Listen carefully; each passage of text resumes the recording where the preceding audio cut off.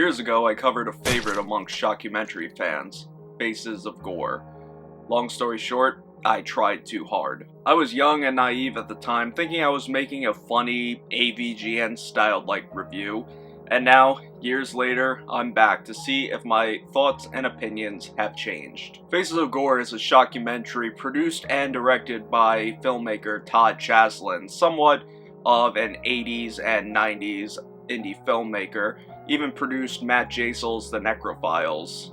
There were a few web interviews with him, but those are some of the only bits of information that I could gather on him. I would interview him myself, but the guy has practically vanished. I have searched high and low, reaching out to those who have interviewed him, even reaching out to Matt Jasel. No luck.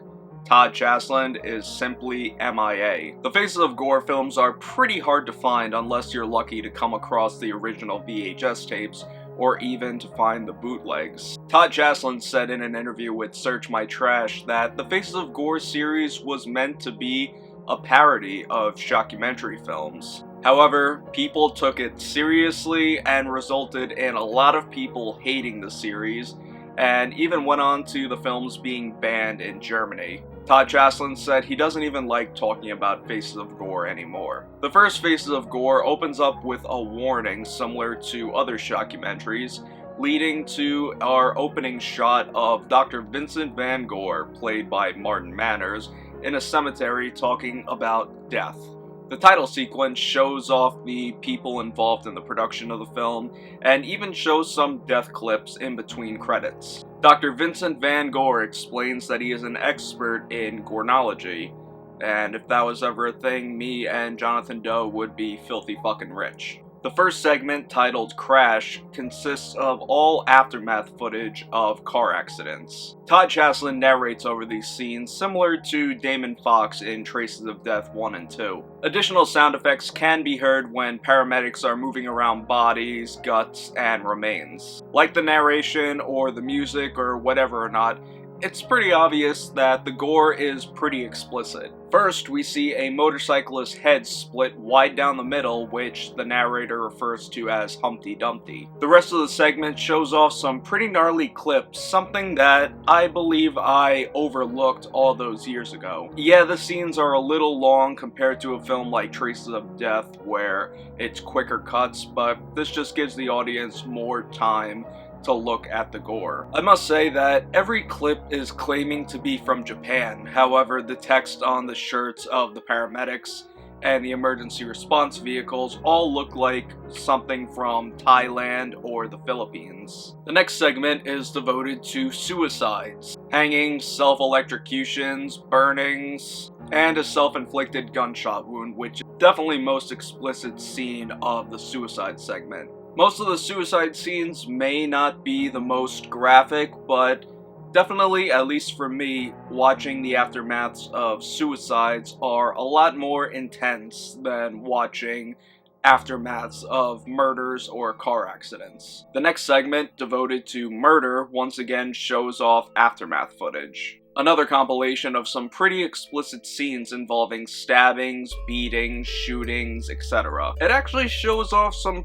pretty grotesque scenes with mangled bodies, blood and guts, and a lot of intestines. I really don't know what I was missing all those years ago, but this is some pretty vile stuff. Then we get an interview with a supposed hitman. His back is turned to the camera, he's speaking in another language. This has been done in documentaries like True Gore, but it's very hard for me to believe that this guy is actually a hitman and talking about murder. For all we know, it just could be a guy's back turned to the camera while he's talking about his trip to the grocery store. The next segment is more of a promo for Matt Jasel's film, The Necrophiles, which I have actually seen and reviewed a few years ago. Pretty good film. I'd recommend it, especially if you're a fan of shot-on-video horror films. It's also listed on the disturbing movie iceberg, but we're not going into that. This is then followed by a few random acts of violence. Dr. Vincent Van Gore gives his closing statements, and that is Faces of Gore. So what did I miss all those years ago? Maybe I was too hyped on Traces of Death and thought that all other shockumentaries had to be in the same fashion. Well, that was Faces of Gore, but like many other shockumentaries, there exist sequels, so let's get into Faces of Gore 2, another shockumentary that I ripped apart all those years ago. It starts with the same warning, but for some reason the audio is a lot cheaper. Dr. Vincent Van Gore is back, and he even got a haircut. He definitely seems a lot more into the role. He's definitely a lot more hyper than in part 1.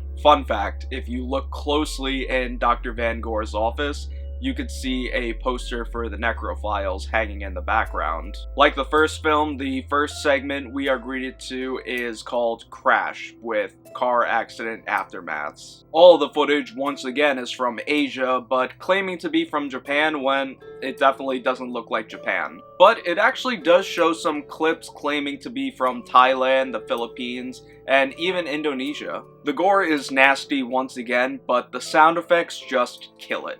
Todd Tjersland is back as the narrator, but he is a lot more morbid and dark-humored compared to the first film. He talks about masturbating on corpses, selling your meat on the street, AIDS, and a lot of AIDS. That is definitely some pretty foul stuff. Some people actually find this to be the highlight of Faces of Gore, while other people really hate it. I've read on several forums and websites that a lot of people hate this because they don't like the idea of mocking the dead, which I fully understand. A man's leg has been severed, and they actually put a graphic of a turkey up with text that says, "Who wants a leg?" Now let me just remind you, Todd Tjersland said that Faces of Gore was meant to be a parody, so there's a lot of this, especially in part 2 and the later sequels. Morbid comedy or not, the gore is pretty extreme. Blood, brain matter, intestines, severed limbs. I'd even go as far as saying it is more graphic than part 1. Again, the next segment is devoted to suicides. Maybe it's just me, but I'm not a fan in general of mocking the dead, but mocking suicide victims is definitely a lot farther out for me. They definitely picked off more gruesome scenes for the sequel. Burnings, gunshot wounds, deformed bodies. However, this time the suicide segment is a lot shorter than in part 1. But there is one thing different about this film. We actually see footage of a guy alive and surviving, a guy who got his arm stuck in a printing press. Not the most grotesque, but it is still pretty cringy to watch. And again, the next segment is devoted entirely to murder. I don't know what it is, but Todd Tjersland really loves mentioning AIDS and homosexuality in just about every clip he can.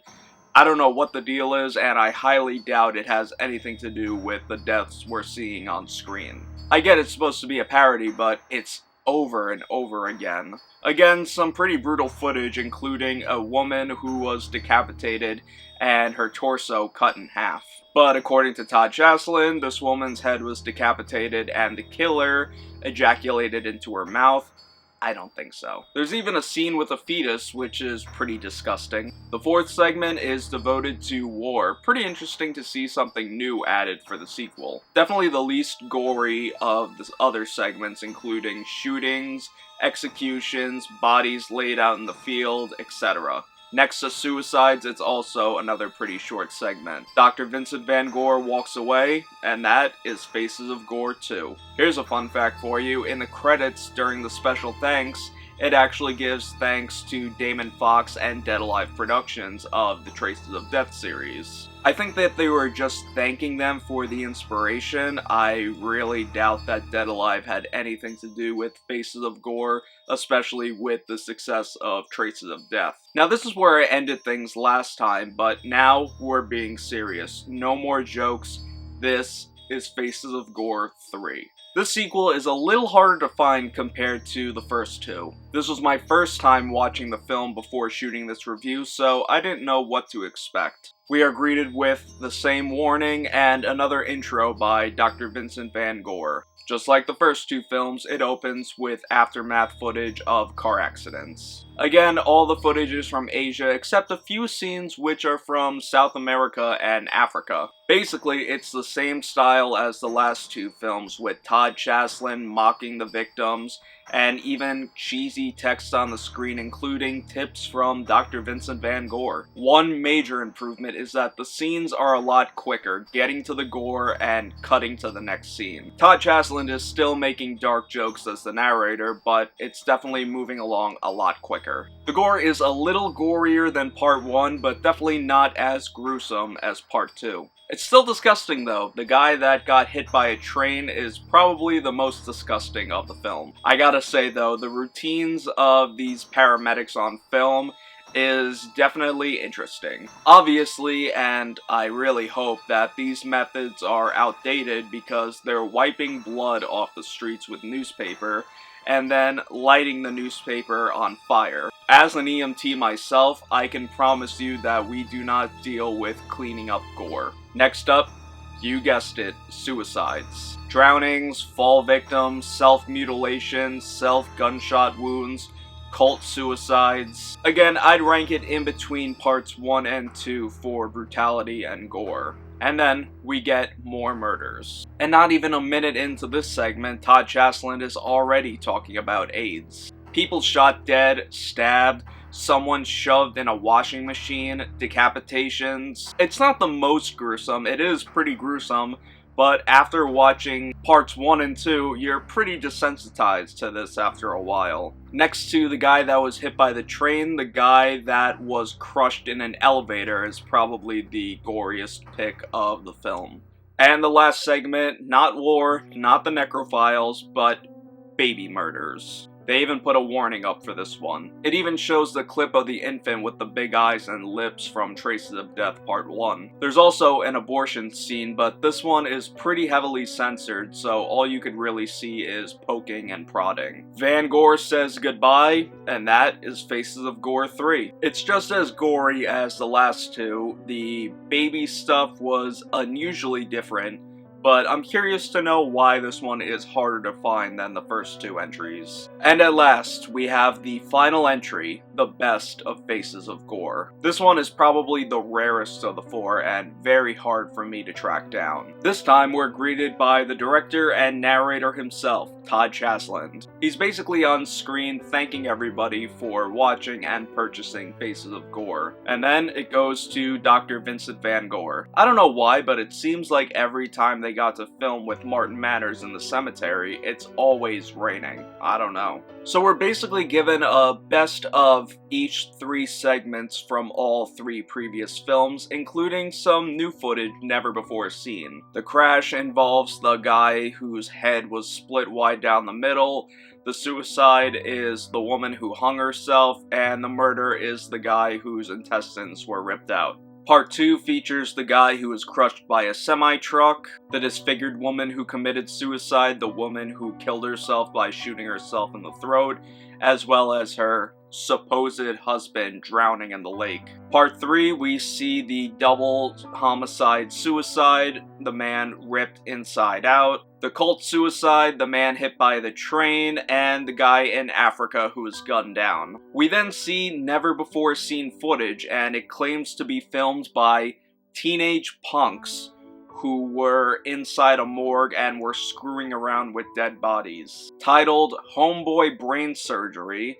it looks nothing more like a typical autopsy from the 90s with some pretty pathetic voiceover. If they were so-called, quote, teenage punks, they wouldn't know how to cut the body so precisely, let alone removing the organs, and even sewing it back up. But I will say though, it is refreshing to see something different than crashes, suicides, and murders. The next 2 scenes involve people getting their heads cut open and their brains removed. Dr. Vincent Van Gore bids farewell, and that is the end of the best of Faces of Gore. The credits roll, and at the end it shows a promo for Faces of Gore 4, but the film never saw the light of day. Todd Tjersland went on to do some more independent films, but unfortunately his last film, Midnight Movie Madness, never got released. Matt Jasel went on to do some more independent films as well. If only Todd Tjersland could come forward today and talk more about Faces of Gore and some of his other work,